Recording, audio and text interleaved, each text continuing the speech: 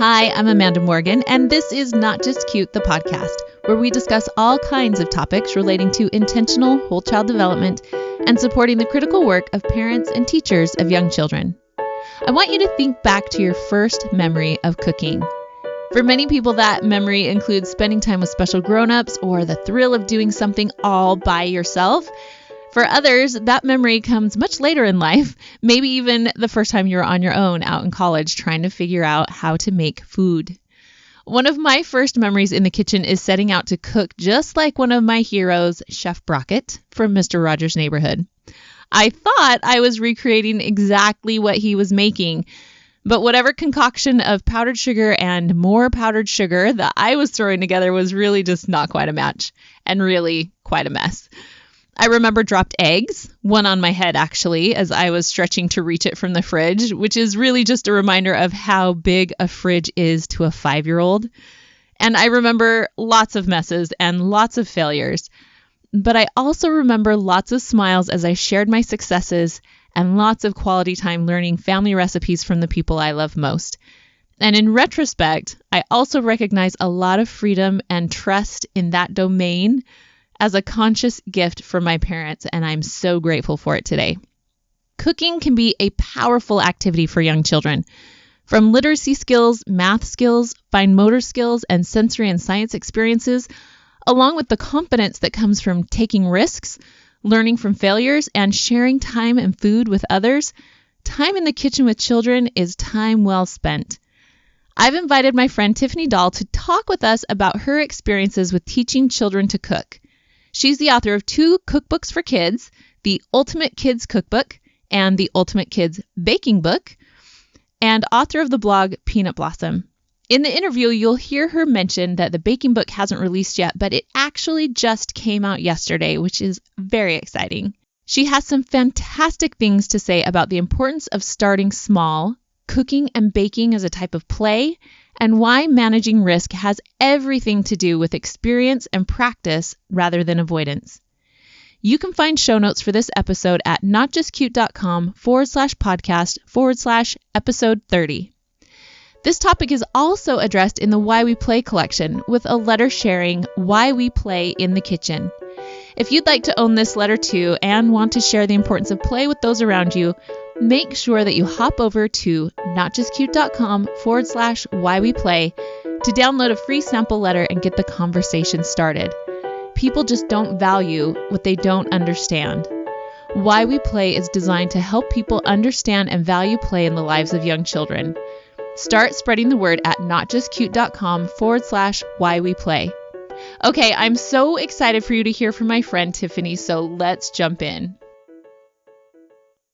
Tiffany, I can't say how excited I am to talk to you today. Oh, it's so nice to talk to you, Amanda. Thanks for having me on your podcast. I have to mention, we talked earlier, Tiffany and I have been connected. We've been friends for, probably a decade now, or close to. And Time flies. This is the first time that we've heard each other speak. It is. It's so fun. So it's really fun. And like I said, so I've been following what you've been working on over the years, and I've loved watching this progression that you've had in your work. And so to familiarize my listeners with you and what you've done, but also to kind of catch up over these years, can you talk a little bit about your journey from where you began kind of in the blogosphere as kind of an adult, an accomplished cook as an adult, and how you've moved now to emphasizing even more so with helping children to learn to cook? Sure. It's actually kind of a wild story. So the family joke is that when I graduated college, I couldn't boil water. I did not start out as an accomplished cook at all. And so my husband and I got married and we moved far away from family. I grew up in the Midwest and we moved out to Rhode Island. So I was far away from family for the first time. And he traveled a ton for work. So here I am, this newlywed in a new area, no friends, no people. And so I would just obsessively watch Food Network. Like that was a new thing. So I would sit at night by myself watching cooking show after cooking show.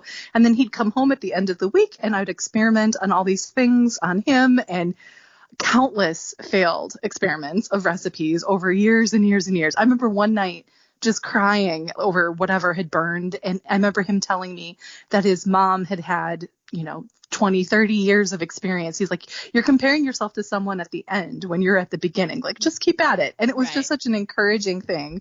So I kept at it, and obviously got a little bit better. And then we had kids, and I've always been a really creative person. So when I had my first daughter, I had all this time. I was a stay-at-home mom, and I just needed something that was a creative outlet. And I'd been working in an interactive firm. So I thought, well, I'll start a blog. It'll just, keep my technology skills sharp. So it was just kind of like a nap time hobby thing that I started. And I thought it was going to be a sewing blog of all things. And so I had like these random sewing projects that I was working on. And one day I popped up a recipe. For whatever reason, it was something I really liked. And I just threw it up on the blog just because. And it got more reaction than anything I had done that whole first year. So I thought, oh, okay, they like recipes. I guess I'll share a couple more of those. And then it was just, I've been blogging. I had my 10-year anniversary in May. So over that last 10 years, it went from like one random recipe to, oh, this is what the people want to see. I guess I'll share more of it. So it was just more and more food for busy families, because that's what we were living and doing. And I had, I started the blog when my first one was 2, and then we had my second daughter. So I had young kids, and my whole world was just like feeding my family and sharing that journey with my readers through the photos. And, what we've eaten and enjoyed in that time has changed and morphed quite a bit too, because I'm not feeding toddlers anymore. Right. But, so the blog has just been a place where it really was able to grow with me. I love that. And I love, as you mentioned, that it's real food, which I appreciate, because that's what we eat at our house as well. Yes. And then in the last few years, you've started writing these cookbooks that are geared more towards getting kids in the kitchen. And I have assumed that that's kind of a reflection of where you are with your family, with your own girls, spending more time in the kitchen. Is that where that came from? Absolutely. Yeah, the publisher approached me and they just said, we really like how you write about feeding your family and cooking with kids.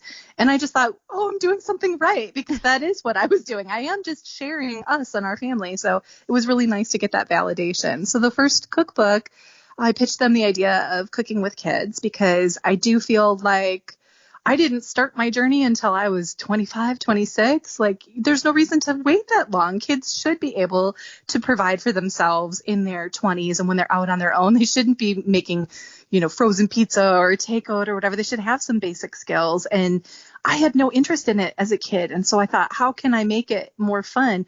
My girls have always helped me in the kitchen, but they were starting to show signs of wanting to be more independent and doing it on their own. So I thought it'd be really fun to create recipes that were real food for the whole family to eat and enjoy, that the kid can actually take responsibility for and prepare all on their own.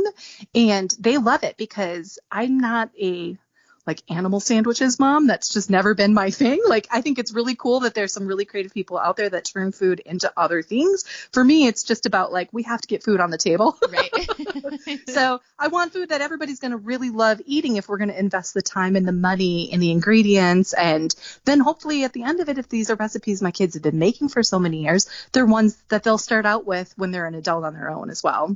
And such a gift and such a skill. And like you mentioned, that it's something that I love that you pointed out that your daughters had always been in the kitchen with you, and experiencing that and being a part of that. It wasn't that you suddenly decided, you're going to college, we're going to teach you these skills. And I really relate to that personally. When I went to college, I remember one year I just loved it. I love to cook, and it was something, like you mentioned, I just grew up around it so much. I saw my mom doing it, and they were just skills that I built by being a part of it and seeing it and being involved in that. And I remember cooking things in college, and I would literally had roommates that would just come to the counter when I was cooking, and they would just sit there and watch. And they were like, this is amazing. This is like watching a cooking show. But to me, this was just normal. This is how you make food, right?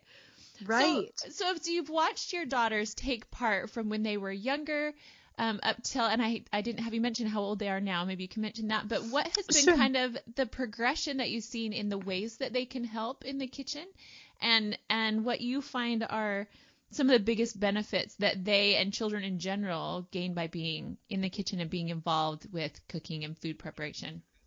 Sure. My girls now, I've got a 12-year-old and a 9-year-old, which sounds so completely foreign. I can't believe they're that big. But yeah, I would say, like I said, they've always been helping me. I think they really started like actually helping, not just playing with the kitchen spoons. I think it was probably around 3 or 4 where they wanted to take part in measuring or stirring, just some really simple hands-on tasks with a, chair pulled up to the kitchen counter standing next to me. That was about the age. And then we kind of played like that for years. And then my older daughter, I would say she was probably 7 or 8 when she expressed interest in wanting to do like something all on her own. So we started with scrambled eggs. That was her first thing, just learning how. You saw I was right there with the pan because I was worried about the heat, but we just made sure she had her oven mitts on, and we started with the scrambled eggs. And it's just a 1 ingredient thing with a little melted butter in the pan, and then you actually have like a food to eat when you're done. She was so proud of herself. So from then it went to eggs in a basket, and then she wanted to learn how to make scones, which is one of my favorite baked breakfast things that we do around here. So she could make the scones completely from beginning to end all on her own, and she just loved it so much. So it was just starting with a few simple recipes to build that confidence. Now she's like printing off recipes from the computer that she finds on her own and like mixing things in from the pantry. And so the confidence that they get over that time is just so wonderful. Yeah, there's so much in that, like you mentioned, the confidence, and then I think that confidence breeds creativity, right? Where she goes and gets her own things. And I just think there's so much that we do as adults, as parents, or whether it's teachers that have cooking situations in their classroom to support them and to enable them to help build that confidence and feed into that confidence. I know, like you mentioned, that giving them the opportunities where you let her start small, like here's a very, we're not going to start with scones. That might be frustrating. Right. But we're going to start with this simple little step, and even just the willingness to have them there in the kitchen. I know when I've talked with my mom, I have memories my entire life of having free reign in the kitchen and getting to make things and experiment. But when I've talked with my mom about that, she said that was a really intentional choice for her, that she wanted us to feel comfortable in the kitchen and to have that experience, because growing up, her mom had more of this, she wanted her kitchen to be in order and immaculate. And in that time and that place, in the situation where she lived, I can understand where she came from. So I don't mean to cast any shade there. But that my mom said, it was something that she realized is a conscious choice, that for her, she didn't have the opportunity as a child to be in the kitchen. That wasn't a place where she belonged. And so she made a conscious decision to, let go of some of those control issues, let go of some of the things that would keep the children out, and make sure that we felt welcome there and that we could take part and experiment and explore and build that confidence and that creativity. So I'm curious, from your perspective, what can we do? What are some of the things that you've discovered we need to do as parents or adults, as I've mentioned, in different situations, where we can do a better job of supporting kids and encouraging them and helping them to feel welcome in the kitchen? How do we do that, and how do we help without just taking over? Where absolutely, so we can help. It's funny because you described the two approaches to the kitchen, and I am absolutely somewhere right in the middle. Like, I want my kids to feel that the kitchen is their space, but I also want it to be neat and orderly. So the way that I invited them into the kitchen when they were really little, the first task I would always give them is to help me get the ingredients for whatever we were cooking. So it was the process of teaching them how to read the recipe. First, we have to make sure that we have what's on this list here in the house to be able to use it. Where is it in the kitchen? So before they could read, I'd say, where's the baking powder? Where's the chocolate chips? Where's the milk? Can you get me an egg? And so they just step by step started to learn where we store all those different ingredients in the kitchen. And they wouldn't know the first couple times. And so then I'd show them, and then eventually they would catch on. Then they would just be my little ingredient hunter, and we'd pile all the ingredients on the counter and work with them. And then from there, we'd go into measuring them. And measuring, I think, gets a really good reputation for the math skills that they can learn when they're measuring different things. But I also feel like there's some hand coordination stuff that goes on with measuring, because you're pouring a liquid into a cup, you're scooping with a scoop into the flour jar, and you're learning to level it off with a knife, and the different textures and measures and quantities, and what tool do we use for the milk? Like, there's just so many things that go along with just finding the ingredients, measuring the ingredients, and like that, they haven't even done the cooking part of it. But you do that for a long enough time, they start to feel like the kitchen is theirs. They know where everything is. They know what the tools are for. They know how to use them. They know where to put them back at the end. We wash everything up and they know where to go when it gets time to put it away. So you build those skills. And then now I don't mind. My girls know where to find everything. I can let them bake in the kitchen on their own. They can clean up and put everything back right where it needs to be. So, because I can't stand opening my cabinet and then I can't find the cup that I need. Well, I love how you break that down, all that scaffolding and supporting them, because like you said, regardless of how we individually like to run our kitchen or whether it's in a center-based situation, we all have different standards and rules and processes. And, right. And like you mentioned, it's just, we have to take into account that is part of what we're teaching them, that we're not only going to teach them how to cook, but how to cook in this context, that here's how we need to do this process. Here's how we need to clean up, and here's what's expected, so that we use our space and be considerate of each other. And I think that's an important part to realize. And you went over so many other awesome skills, and I just love that. I love that. I think that's part of why I've always loved cooking with children, whether I'm in the classroom or with my own children. It's been one of my favorite activities. And like you said, there's so many skills. The children just see it as this great opportunity to make food and to have food to eat. And I think it's a great like relationship experience as well of spending time together. But there are all those little skills that you mentioned, the math and the language and the reading and the hand-eye coordination and the sensory experiences and just the cognitive concept of, like you mentioned, where do these things belong and where do we put them back? And that seems like, maybe an orderly thing, something that we teach for our sanity, which we do. But also, there's a cognitive piece to that, to understanding where things go and where we get them and where they return. That's a cognitive concept. And I just love how you have such a gift of breaking down, this big monolith of cooking with children, and you break them down into these simple steps that make it accessible for children, but also accessible for the grown-ups that want to help them, so that we can both get our heads around the activity. So when in your cookbooks, so you have one already out that I love. I use one of your recipes probably almost weekly. Your tomato soup, I love it. Your tomato basil soup. Thank you. I actually make it in my Instant Pot. It's fantastic. But you have a new one coming out that's baking, and I think the format and the structure is similar, where I love that you don't just give recipes and say, here's a recipe you can make, but you approach it almost as a cooking lesson. Like there's little sections in there that teach cooking concepts, tasks and skills and things. So what do you feel like are some of the most basic skills and experiences that you feel like children need to build and start with as they begin to experiment with the process of cooking?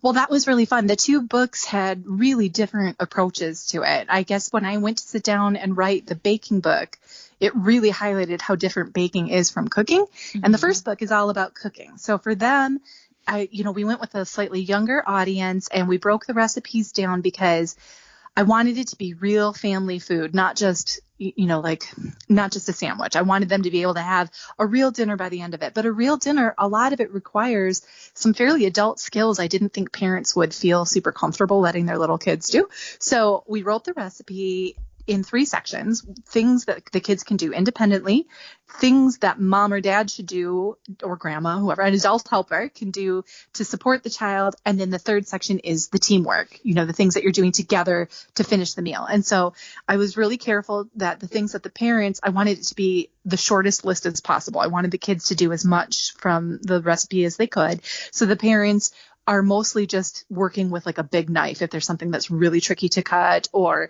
maybe draining the hot boiling water into the sink, or maybe taking the hot thing out of the oven. Anything where there was like a safety concern, I put that into the parent section. But I tried as much as possible to have everything in the kids that I could. So we discussed cutting skills is a really big one, and it's probably the most nerve-inducing one for the parents. True.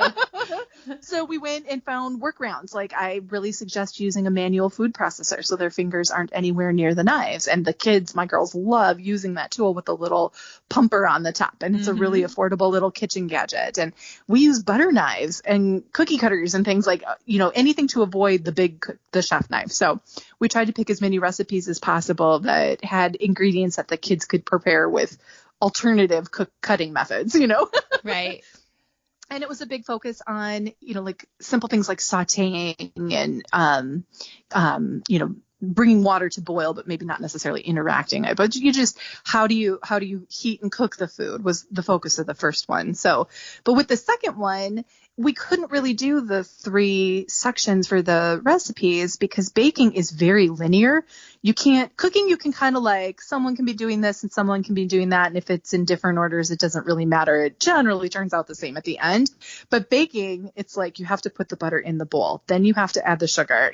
Everything was very step by step. And so we kept the recipes in a more traditional format for this next book, but I wrote it with a lot more instruction like a beginner baker would need. So I actually think a lot of adults are going to love it too.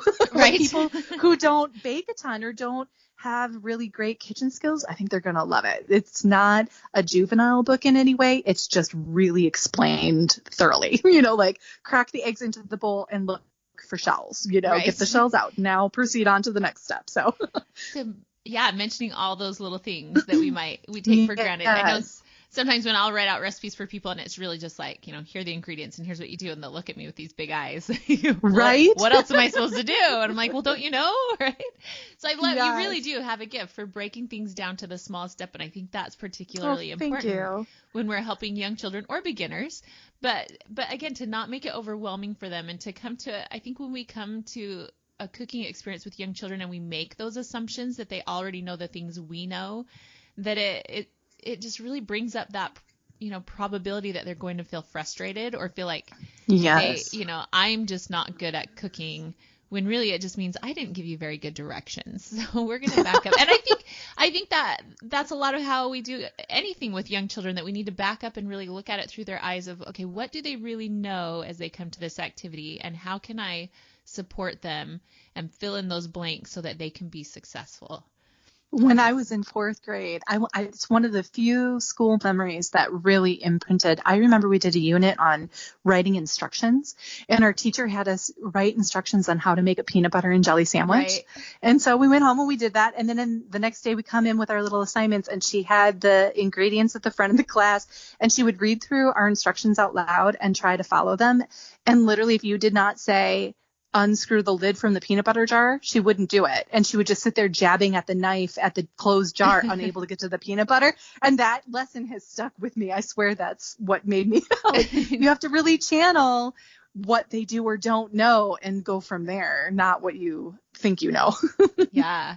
And I think you touched on something too, as you were talking earlier about just the different comfort levels that we have as adults that we bring with us, to these cooking experiences. I know my 7-year-old, as well as you're talking about your daughter learning to cook, he will make himself scrambled eggs, and he's a small 7-year-old. So that might also be what makes it look funny, because he's kind of small for his age. And so we'll have company over and he'll walk over to the kitchen and start making him pull up the stool and make himself some scrambled eggs. And they just watch him thinking, what is going on? But and I think for them, they're thinking, we have a gas stove, so there's heat and there's a flame and there's this hot pan, and we all have these different comfort levels.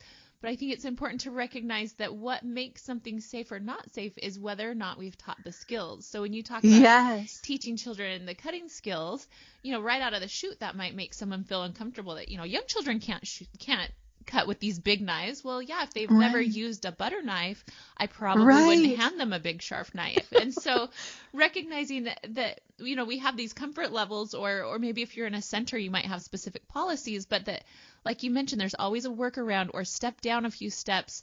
What do you need to learn? What skills will help you to do that thing later? Let's work towards it instead of just avoiding it altogether. Absolutely. Absolutely. Well, and it's been really eye-opening too, because I get a lot of comments from other adults like, oh my gosh, your book is so helpful. I didn't know how to do these things. I think I take it for granted that adults are familiar in the kitchen, that, they all spent time watching Food Network, but they don't. There's still a lot of people that don't have cook. And you can see how that would happen if, we talk about those comfort levels again, that if we think, knives are dangerous, we're not going to teach them how to use knives, and we never, ever, ever teach them how to use knives. They become adults who don't know how to use knives, right? Right. Oh, well, I know I talk a lot about the importance of play. That's one of my big passions.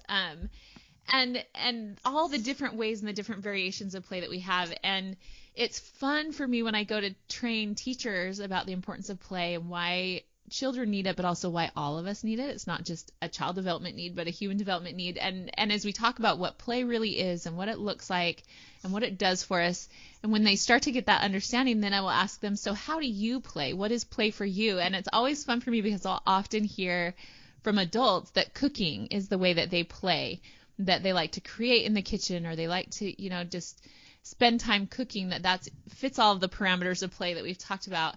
And it's a little bit different when we think of cooking as play, because it's also work and it also, creates something, and it follows rules sometimes. I'm kind of notorious for not following rules very well with cooking. Sometimes by accident, sometimes by choice. But I think that's also the case with different forms of play for children, that it can still look like work to someone else. And play does actually have rules as part of some of the definitions of play. And I just personally really connect to that idea of cooking as play because, like I said, it's part of my childhood. I've always been encouraged and able to play in the kitchen and create. And so I'm curious from your perspective, I kind of come, especially from my professional work, first from the child development and the play, and I find where cooking connects. And you come more professionally from the cooking and that sort of thing. So I'm curious from your perspective where cooking and play comes together, and what you've seen with your own children with cooking and baking as a form of play for them. Yeah. It's funny because I, for years and years and years, was petrified to cook without following the recipe to a T. Like if I didn't have an ingredient, I wasn't going to make that recipe. It's not going to turn out right. I think I am one of those adults that somewhere along the line forgot how to play. And then my kids, I probably did a better job of teaching me because I had to be more flexible. And, I tend to get upset if things don't go right, but like now the kid's here, so I can't get upset. So we're cooking this thing and I want it to go well, and, we're missing something. Okay, well, it's fine. Let's just keep going. And I wanted it to be such a fun experience for them that I found my way back to playing in the kitchen. Now I totally make recipes with mixing and matching and doing all different kinds of things. Like it helped me to loosen up as an adult. But with my kids, they thankfully never came to the table with those rigid mindset. They think it's just super fun to mix and match. And, my one daughter has no hesitation whatsoever to choose different ingredients or come up with a new flavor for something that she wants to try. But my youngest one, I'm so proud of her. We just had the first day of fall a couple days ago, and for weeks she's been talking about wanting to make this like happy first day of fall cake for the family. She wanted it to look like a pumpkin patch cake. So she had this vision in her head, this creation that she wanted to make, and she was super specific about all the different elements that she wanted her cake to have. It had to have chocolate cake base because that's like dirt, Mom. And then I want the frosting to be green because that's the grass. And then I want to get candy corn pumpkins to make the pumpkin patch. And she wanted to make scarecrows out of gummy bears. And so she had this whole little vision, and it was so much fun taking her to the grocery store to get all the supplies she needed for the cake. And we got back into the kitchen and I said, okay, you're going to make this. And she gave me the big wide-eyed, like, what? No, I can't do this all on my own. I said, yes, you absolutely can. I'm going to sit here in this chair at the kitchen island, and I'm just going to be here for you. If you have any questions, let me know. And we started with just a simple box cake mix to keep it extra easy. But then we made the frosting from scratch. And, she had some questions, but she did the whole cake all by herself. And then she had so much fun decorating it, with the frosting. So you made the frosting from scratch, which is impressive. We did. Yeah, because frosting from scratch is super easy to do. The box cake's a little bit more complicated, but frosting is like 2 or 3 ingredients and you beat it. So it's super easy. So we made the box cake mix to keep it easy, but then the frosting from scratch. And when it came time to frost it, it was like she was painting the cake. She frosted and frosted and frosted that cake and just was swirling it with her spatula and having so much fun with that part of it. And then the decorating it with the little candies and making it look just like the pumpkin patch she had in her mind. And at the end, here's this tangible thing that she created, like you would an art project, but we get to eat it and it's cake, It was just a super fun project. So.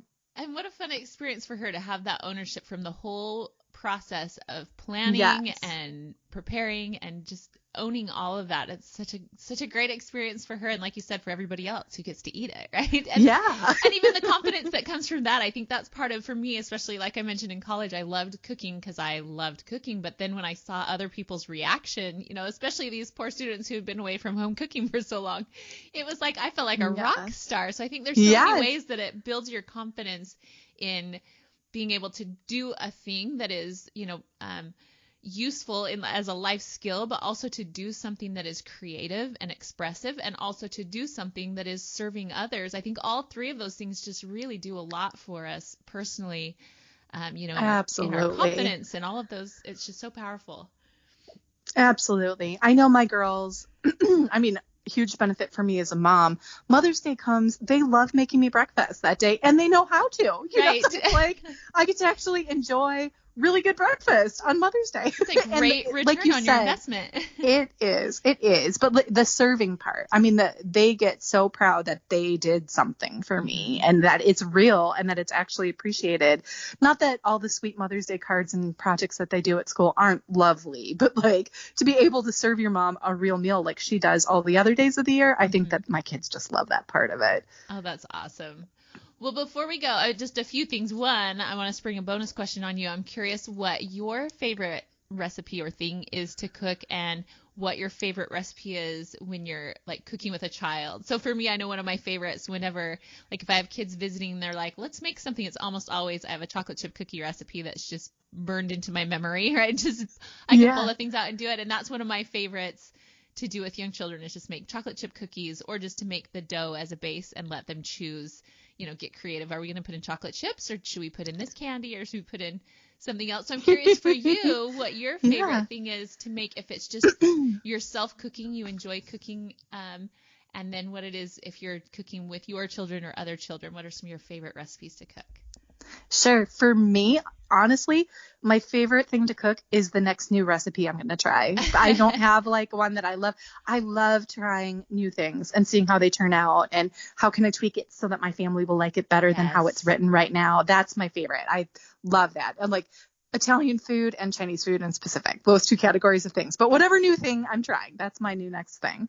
But for kids, I like simple recipes that have like a big bang for low effort. So for us, that is scones. We love scones. So there's a cherry almond scone in the first cookbook, and I've got the similar recipe on my blog. We make it out of like dried blueberry scones and chocolate chip scones, and it's kind of like you do with the cookies. So like any flavor you can think of, you can use a scone base, and that's our favorite. And the kids can do it on their own, or we can do it together, and it makes just enough. You're not stuck with like a whole cake, or Yes. Just enough for like a breakfast or two when you're good. So that's probably my favorite. I'm going to have to add scones to my cooking repertoire. It's not something that I've cooked much of, but I was just visiting a cousin, and she made scones, and I thought, these are delicious. We need to, or maybe we don't need to make more of these. Maybe that could be dangerous at our house. Scones get a bad rap. I think if you're out and about, they're really dry and not very good, but these are good. I promise. Homemade ones are delicious. Yes. Well, before I let you go, I want to make sure that people know where to find you. Like you mentioned on your website, you have lots of recipes that you share, and then you have these two cookbooks, one that's out and one that's coming out very soon.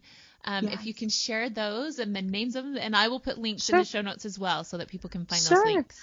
Sure. The first one is called The Ultimate Kids Cookbook, and that one is already out and available. And the one coming in November is The Ultimate Kids Baking Book, and it's holiday baking recipes all year long. So for every holiday you can think of, Valentine's Day, St. Patrick's Day, they're all in there. It's super fun. So fun. And then where do they find you online?